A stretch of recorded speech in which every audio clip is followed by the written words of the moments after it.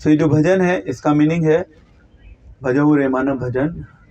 हे मन, तुम केवल नंद नंदन के अभय प्रदानकारी चरणार वृंद का भजन करो। तो सबसे पहले गोविंद दास ये प्रार्थना कर रहे हैं मन से। ये जो हमारा मन है ये बहुत चंचल है। मन हवा से भी तेज भागता है एक स्थान से दूसरे स्थान पर। वो गोविंद दास सबसे पहली जो प्रार्थना कर रहे हैं इस भजन में, वो कह रहे हैं कि ये जो मन है, इस मन को हमें लगाना है किसके चरणों में? श्री नंद नंदन के चरणों में। श्री नंद नंदन मीन्स भगवान कृष्णा जो नंद महाराज के पुत्र हैं, उनके चरणों में इस मन को हम लगाएंगे। और जब हमारा मन श्री भगवान के चरणों में लग जाएगा तो उससे हमें भगवान अभय दान करेंगे। तो यहाँ पे एक वर्ड आया है अभय दानकारी, क्योंकि भगवान की जो भी शरण लेता है उसके जीवन से भय पूर्ण रूप से समाप्त हो जाता है। भगवान की शरणागति लेने का जो सबसे पहला साइन है, सबसे पहला साइन ही ये है कि हमारे जीवन से जो भय है, भय का नाश हो जाएगा। भय हमारे जीवन से खत्म हो जाएगा। भक्ति में प्रगति जितनी हम करेंगे उतने हम अपने जीवन में भय से दूर होते चले जाएंगे। इसका मतलब ये भी है कि जितना हमारा मन भगवान में निवेशित होगा उतना हमारा मन भय से मुक्त हो जाएगा।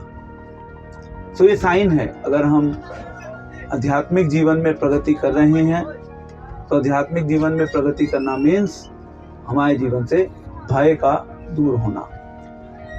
दूसरी लाइन है दुर्लभ मानव जन्म सत्संगे तरह रे भव सिंधु रे। तो दूसरा पॉइंट जो बता रहे हैं गोविंद दास जी, वो कह रहे हैं कि ये जो मनुष्य जीवन है, ये मनुष्य जीवन हम सभी जानते हैं कि बहुत दुर्लभ है। इस दुर्लभ मनुष्य जीवन को हम ऐसे ही व्यर्थ गवा देते हैं। हम अपने जीवन का जो समय है उसको ऐसे ही नष्ट कर देते हैं। बट जो व्यक्ति समझदार होते हैं वो ये जानते हैं, वो ये समझते हैं कि हमारा मनुष्य जीवन बहुत दुर्लभ है और इसको किसी बहुत महत्वपूर्ण गंभीर विषय को जानने के लिए हमें इस जीवन को लगाना चाहिए। तो वो कैसे इस गूढ़ मनुष्य जीवन के रहस्य के बारे में जानते हैं? जब वो संग करते हैं। किनका? संत जनों का संग, यानी कि भक्तों का संग। जो समझदार होगा वो अपने जीवन में भगवान के भक्तों का संग प्राप्त करने की अधिक से अधिक चेष्टा करेगा। जब भी उसके जीवन में उसे अवसर मिलेगा तो वो इस अवसर को गवाएगा नहीं। तो जैसे अभी हम इस जगन्नाथपुरी यात्रा में आए, तो जगन्नाथपुरी यात्रा में आने का हमारा सबसे बड़ा उद्देश्य ये होता है कि हम भक्तों का संग प्राप्त करें, संत जनों का संग प्राप्त करें।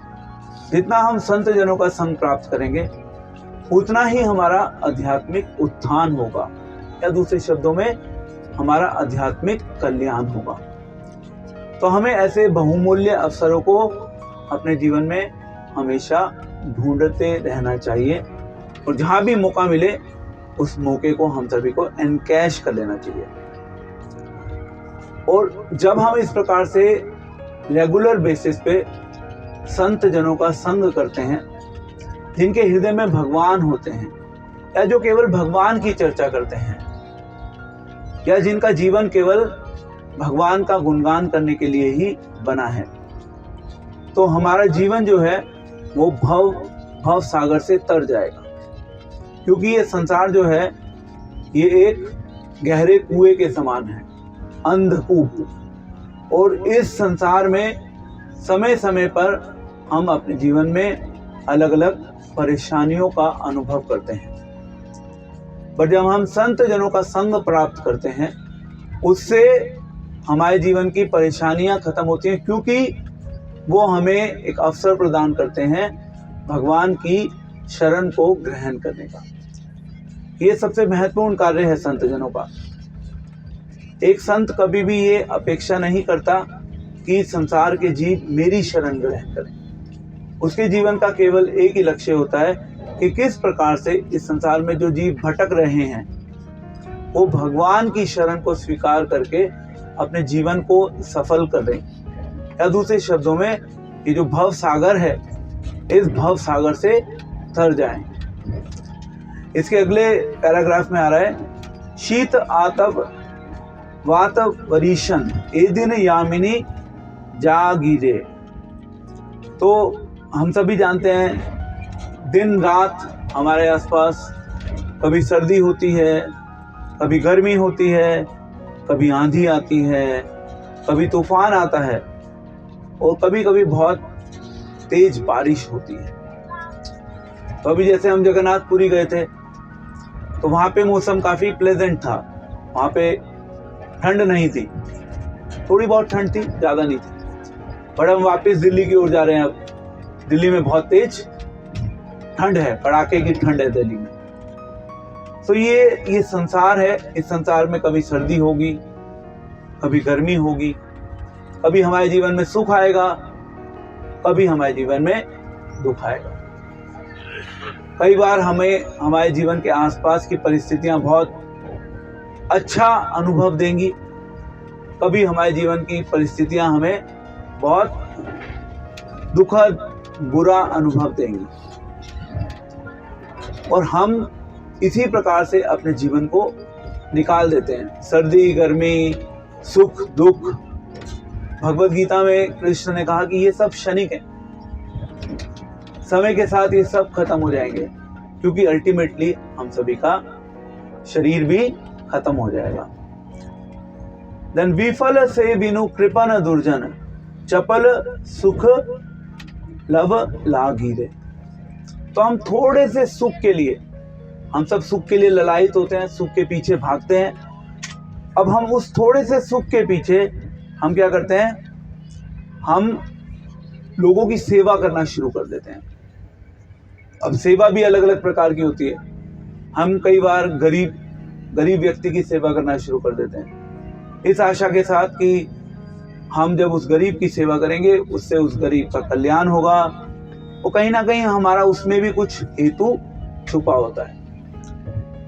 बट अगर हम किसी की वास्तविक सेवा करना चाहते हैं तो वो वास्तविक सेवा है कि हम उस व्यक्ति को भगवान से जोड़ने का प्रयत्न करें।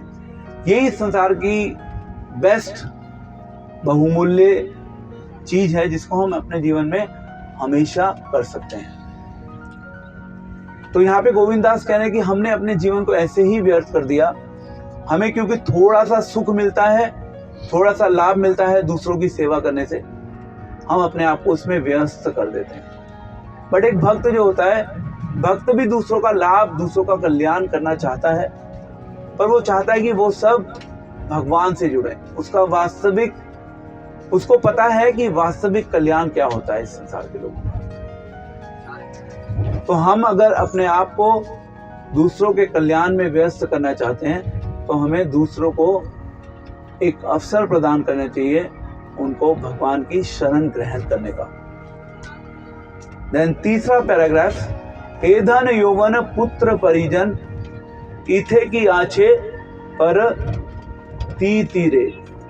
अब ये बता रहे हैं नेक्स्ट पैराग्राफ में कि हमारे जीवन में जितनी भी हम संपत्ति जुटाने में अपने आप को व्यस्त रखते हैं, हम अपने आप को हमेशा मेंटेन करना चाहते हैं अपने शरीर को, यौवन, हम चाहते हैं कि हम हमेशा जवान रहें, यंग रहें। देन पुत्र परिजनों में भी वास्तविक सुख का क्या भरोसा है। हम अपने आप को सेफ फील करते हैं कि भाई हमारे आसपास हमारे परिवार के लोग हैं, हमारे मित्रगण हैं, हमारे रिश्तेदार हैं, वो सब हमारी रक्षा करेंगे जब हमारे जीवन में कुछ दुर्घटना घटेगी। पर जीवन की वास्तविकता हम सभी जानते हैं कि जब हमारे जीवन में खतरनाक स्थिति आती है तो हमारी संपत्ति भी हमारी सहायता नहीं कर पाती। हमारा जो यूथहुड है, जिसको हम बोलते हैं यौवन, यंग एज, हमारी यंग एज भी हमारी सहायता नहीं कर पाती। एंड इनफैक्ट एक स्तर पे हमारे जो परिवारजन हैं, हमारे परिवारजन, हमारे संबंधी अल्टीमेटली हमारी सहायता नहीं कर पाते। तो इस संसार में अगर हम बहुत गहराई से जाकर देखें तो इस संसार में कोई भी ऐसी वस्तु एग्जिस्ट नहीं करती जिसके ऊपर हम वास्तविक रूप से भरोसा कर सकते हैं। एंड देन इसके बाद कमल दल जल जीवन टलमल भजऊ हरिपद नीति रे। तो ये जो हमारा जीवन है, हमारा जीवन किसके समान है? हमारा जीवन है कमल का जो पत्ता होता है। कमल के पत्ते पर एक पानी की यदि जो बूंद पड़ जाती है, क्योंकि कमल का पत्ता बहुत बड़ा होता है, बट फिर भी वो पानी की बूंद उस पत्ते के ऊपर स्थिर नहीं रह पाती, वो टलमलाती रहती है, एक जगह से दूसरी जगह वो स्थिर नहीं रह पाती। इसी प्रकार से हमारा जीवन है, हमारा जीवन स्थिर नहीं है। आज हम कुछ और हैं, कल हम कुछ और होंगे, परसों हम कुछ और होंगे। जीवन में परिस्थितियां इतनी तेजी से बदलती हैं और उसी परिस्थितियों के साथ हमारा जीवन निकलता चला जाता है। तो इसीलिए गोविंद दास यहाँ पर ये कंपेयर कर रहे हैं अपने जीवन को, हमारे जीवन को, कि भाई जो हमारा जीवन है वो एक कमल के पत्ते पर जो वर्षा की बूंद होती है, उस वर्षा की बूंद के समान ही हमारा जीवन है। दूसरे शब्दों में हमारा जीवन अस्थाई है, टेम्परेरी है, क्षणिक है। तो फिर हम क्या करें? हमें वास्तविक जीवन के रहस्य को जानने का प्रयास करना चाहिए। एंड देन उसके बाद यही लिख रहे हैं वो कि अगर हम वास्तविक जीवन को जानना चाहते हैं तो अतः मुझे सदा भगवान श्री हरि की सेवा में भजन करना चाहिए। तो समअप करें, अगर हम अपने जीवन की वास्तविकता जानना चाहते हैं तो जीवन की वास्तविकता को जानने के लिए हमें हरि की सेवा करनी होगी, हरि का निरंतर भजन करना होगा, अपने आप को लगाना होगा भगवान श्री हरि की सेवा करने में। यही हमारे जीवन की वास्तविकता है और यही हमारे जीवन को स्थिर जीवन से स्थिर जीवन की ओर लेके जाएगा। अभी हमारा जीवन स्थिर है, दूसरे शब्दों में टेम्परेरी है, और यही हरि का भजन इस टेम्परेरी जीवन को परमानेंट जीवन की ओर लेके जाएगा। बस विडंबना ये है कि हम जिस समाज में रहते हैं वो समाज हमें इस स्थिर जीवन की ओर सोचने के बारे में हमें ज्यादा अवसर प्रदान नहीं करता। इससे अगले पैराग्राफ में गोविंद दास अपनी अभिलाषा को व्यक्त कर रहे हैं और यही हमारी अभिलाषा भी होनी चाहिए। तो वो कह रहे हैं, श्रवण कीर्तन स्मरण वंदन पाद सेवन दास्य रे पूजन सखीजन आत्मनिवेदन गोविंद दास अभिलाष रे। तो गोविंद दास की क्या अभिलाषा है? गोविंद दास की अभिलाषा, दूसरे शब्दों में हमारी क्या अभिलाषा होनी चाहिए? अब वो यहाँ पर भक्ति के जो 9 प्रमुख अंग हैं जो कि श्रवण एंड कीर्तन से शुरू होते हैं, जिनके बारे में प्रहलाद महाराज ने श्रीमद् भागवत के 7वें स्कंद में बताया। भक्ति के 9 प्रमुख अंग हैं।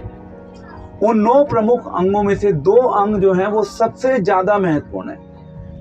पहला है श्रवण करना और दूसरा है कीर्तन करना। और यदि हम अपने आप को पूर्ण रूप से परिपक्व कर लेते हैं श्रवण एंड कीर्तन में, तो बाकी अंगों का अभ्यास हम नहीं भी करेंगे तो वो स्वतः ही हमारे जीवन में हो जाएगा, अपने आप बाकी अंगों का अभ्यास हो जाएगा। तो श्रवण करना, कीर्तन करना, जब हम सही ढंग से श्रवण कीर्तन करेंगे तो हमारा स्मरण भी होने लगेगा अपने आप। उससे हम भगवान की वंदना भी शुरू करेंगे। वंदना मीन्स भगवान को प्रार्थनाएं ऑफर करना। तो हमें पता होना चाहिए कि हमें भगवान को प्रार्थना क्या ऑफर करनी है। तो श्रीमद् भागवतम एक हमारा दिव्य ग्रंथ है जिसमें अलग अलग जो भगवान के शुद्ध भक्त हुए उन्होंने सिखाया किस प्रकार से भगवान से प्रार्थना करनी चाहिए। प्रहलाद महाराज ने प्रार्थना करी, ध्रुव महाराज ने प्रार्थना करी, कुंती महारानी ने प्रार्थना करी, बहुत सारे ये सब भक्त मिलकर भगवान से अलग अलग प्रार्थनाएं कर रहे हैं। ब्रह्मा जी ने स्तुति करी।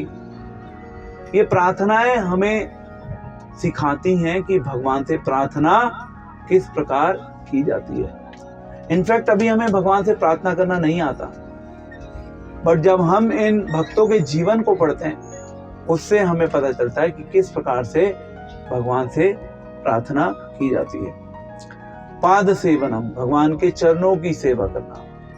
दास्यता, भगवान को अपने मालिक के रूप में स्वीकार करना। भगवान क्योंकि हमारे हितैषी हैं।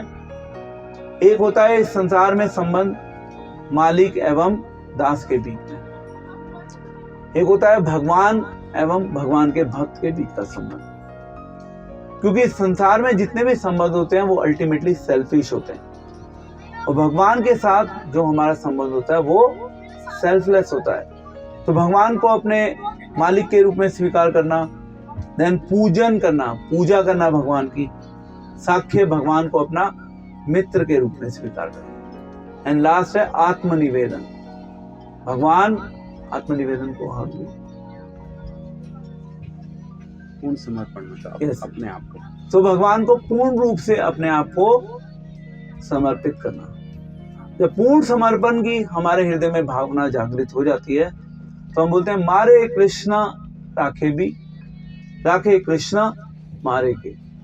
तो यदि कृष्ण हमारे जीवन में बहुत ज्यादा मरने वाली सिचुएशन भी आ जाती है, हम उस सिचुएशन को भी स्वीकार कर लेते हैं। जब कृष्ण हमारा बचाव करना चाहते हैं हम उसमें भी हैप्पी हैं। तो कृष्ण हमें मार भी सकते हैं, कृष्ण हमारा बचाव भी कर सकते हैं। कृष्ण हमारे साथ जो चाहे वो कर सकते हैं, क्योंकि भगवान जो है भगवान पूर्ण रूप से स्वतंत्र है और हम अल्टीमेटली पूर्ण रूप से परतंत्र हैं। जिसने अपने जीवन में इस तथ्य को, इस वास्तविकता को स्वीकार कर लिया कि भगवान स्वतंत्र है और हम परतंत्र हैं, तो हम भगवान के निर्देशन के अनुसार ही अपने जीवन को जीने का प्रयास करेंगे। जब हम भगवान के निर्देशन के अनुसार जीवन को जीने का प्रयास करेंगे तो इनफैक्ट फिर भगवान हमें वास्तविक स्वतंत्रता का बोध कराएंगे। सांसारिक दृष्टिकोण से लगेगा कि हम परतंत्र हो चुके हैं, बट एक भक्त हमेशा आंतरिक दृष्टिकोण से हमेशा अपने आप को फ्री महसूस करता है, क्योंकि वो इस संसार की ड्यूअलिटी में नहीं फंसा होता। जो इस संसार की ड्यूअलिटी में फंसा हुआ है वो बंधा हुआ है, जो इस संसार की ड्यूअलिटी से बाहर है वो फ्री है। दूसरे शब्दों में, जो अपने आप को सुख दुख, सर्दी गर्मी, दिन रात, इन चक्करों में फंसा के रखता है, वो इस संसार में बंधा हुआ है। जो इनसे बाहर निकला हुआ है वो एक्चुअली फ्री है। वो बाहर कौन निकल पाएगा? जिसने भगवान की शरण ग्रहण की है। तो इस भजन में गोविंद दास प्रार्थना कर रहे हैं। गोविंद दास जो हमारा जीवन है, हमारे जीवन की वास्तविकता का हमारे को बोध करा रहे हैं और हमारे को ये रिमाइंडर दे रहे हैं कि जाग जाइए, हम गलत दिशा में अपने जीवन को लगाकर गलत वस्तुओं की सेवा में अपने आप को बिजी कर रहे हैं। हमें उससे बाहर निकलना है, हमें गोविंद का चिंतन करना है, गोविंद का स्मरण करना है और गोविंद को ही अपने जीवन का लक्ष्य बनाना है।